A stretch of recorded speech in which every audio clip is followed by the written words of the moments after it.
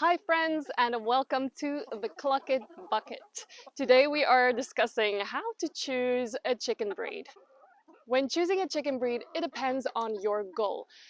Are you going to keep them as pets, for eggs, for meat, or dual purpose? To be honest, I didn't know how many chicken breeds were out there until we started looking into getting our own backyard chickens. And it can be overwhelming. If you go onto hatchery website, you will see that there are tons and tons of breeds out there. And it doesn't necessarily mean that you will get the breed that you want at that specific time because it depends if they have availability. A lot of times on the websites, you'll see it depends on availability.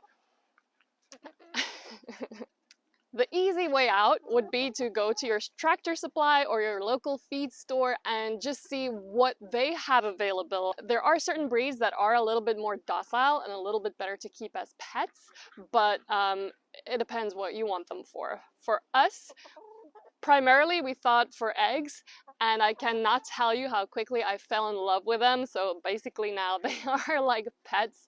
And whenever I tell my friends I did not think I would love my chickens this much, they tell me you're exactly the type of person who would love your chickens this much. But honestly, you don't know until you know. So I have two different breeds. I have the Isa Brown and the Speckled Sussex. A friend called me and said, I have these two breeds available, how many do you want? I decided to start with 3 of each. Soon after, I learned that the Isa Brown is at the top of the pecking order and the Sussex is at the bottom of the pecking order. So I accidentally stumbled into getting the two complete opposites. And I'm going to tell you how that worked out for me. Today specifically, I want to focus on the Isa Brown in case you're interested in this breed and everything that I have learned so far about this chicken.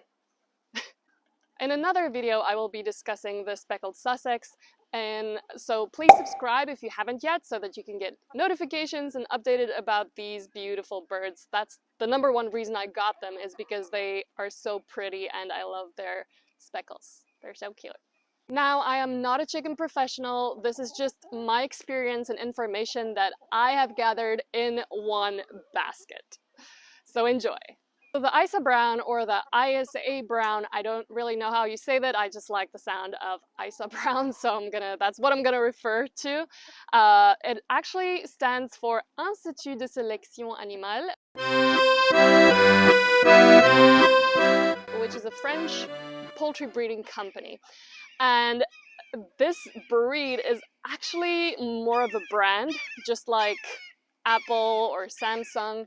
So they were specifically engineered for egg-laying purposes and optimal egg-laying purposes.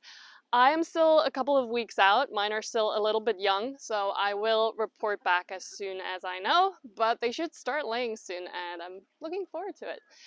This breed is also very docile. I mean, as you can see, they are around us, they're around our dogs, and they're friendly but feisty in a way as well. I feel like they they can be super feisty, which I kind of like as well, because it means that they will stand up for themselves and they're not little pushovers. When they were growing up and I was moving them from their brooder to the outside little playpen that I kept them in during the day, sometimes they would get feisty with me and peck my hands if I wanted to pick them up, but then as soon as there was only one more left, then they started screaming and they were like, take me to my friends, I'm okay, pick me up, pick me up. When choosing a chicken breed, it is also important to take the weather into consideration. So for example, if you live in a colder area, of course you want chickens that are going to be more adaptable to the cold. The Isa Brown is good with both hot or cold, rain or shine. They are cool with any of the elements. One thing that I read about this brand, is that they adapt with ease to new environments. As I already mentioned, they are at the top of the pecking order, and this is generally speaking. So as cute as they may seem, they are also quite aggressive, or they can be. They look so cute and fluffy, But under all the fluff and feathers, they are secretly little dinosaurs. And unfortunately, I experienced this very early on. They were still in the brooder. I only had them for a couple days, and I lost one of my chicks, and it seemed like she was pecked in the head. A couple days after that, there was another chick who was pecked in the head, this time an Isa Brown. The first one was a Sussex. And then the Isa Brown didn't die. She made it, but her head started growing crooked. So she had a crooked neck, and we named her Fluffy Moto. We love her very much. She's a character, she's adorable, and she gets to enjoy lifelong neck massages. Another thing is that as a result of using all their energy and their protein to produce eggs for their optimal egg laying purposes, they sometimes tend to lose neck feathers or feathers on their bottom.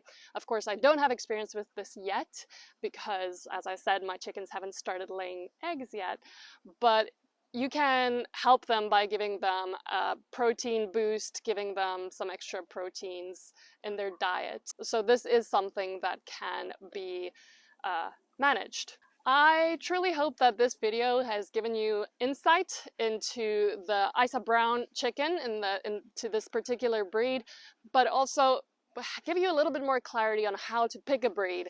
So friends, thank you so much for joining us. If this video helped you, please like, subscribe, and we'll see you soon. Thank you.